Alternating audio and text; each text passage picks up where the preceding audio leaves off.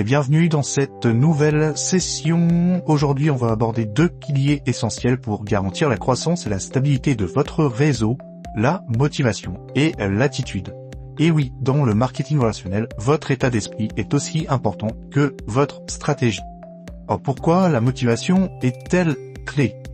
La motivation, c'est le carburant de votre réseau. Sans elle, même les meilleurs outils ou stratégies restent inefficaces. Alors attention, la motivation fluctue, c'est pourquoi il est vital d'apprendre à l'alimenter en continu pour vous et pour vos équipes. Pensez à une voiture. Même le plus puissant des moteurs a besoin d'essence pour avancer.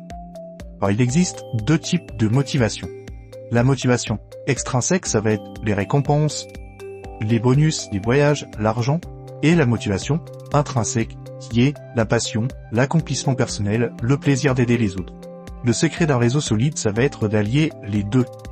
Exemple, les gains financiers attirent, mais la mission et les valeurs retiennent. Donc, votre attitude va déterminer votre altitude, c'est-à-dire, il y a trois principes clés. La positivité, donc transformer chaque obstacle en opportunité. La persévérance, les résultats, vous le savez, ne viennent pas du jour au lendemain.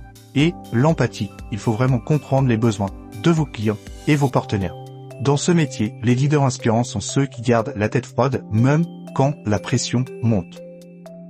Alors maintenant, comment booster la motivation de votre équipe ? Un réseau motivé, comme je vous le disais, c'est un réseau qui grandit. Alors il y a quelques leviers efficaces, vous pouvez mettre en place des challenges et des récompenses, célébrer les petites victoires, communiquer régulièrement et créer ce sentiment d'appartenance, et partager des témoignages et des success stories. Un simple message de félicitations peut booster l'engagement d'un partenaire pendant plusieurs semaines. Il y a aussi des ennemis à la motivation, alors attention à ces pièges qui vont freiner la dynamique d'un réseau. Manque de reconnaissance, du coup les membres vont se démotiver, des attentes irréalistes qui vont provoquer frustration et abandon, et la négativité et les rumeurs qui sont toxiques pour l'ambiance générale de l'équipe. Votre rôle en tant que leader, c'est de repérer ces signaux et de réagir rapidement. Ensuite, il faut avoir une vision. La vision est ce qui donne du sens aux efforts quotidiens. Posez-vous cette question, pourquoi est-ce que j'ai rejoint ce projet au départ ? Et aidez vos partenaires à trouver leurs propres réponses. L'objectif ici est de créer une vision commune qui transcende les simples gains financiers. Un bon leader inspire, il ne manipule pas. Donc inspirez en montrant l'exemple, ce qu'on appelle du leadership.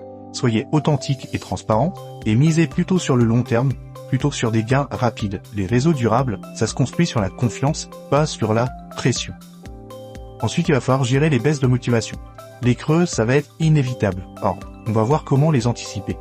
Il faut organiser des temps forts réguliers, des webinaires, des challenges, des rencontres physiques, rappeler les réussites passées pour booster la confiance, et encourager le soutien entre les membres du réseau. Les leaders qui partagent leurs échecs sont souvent les plus inspirants.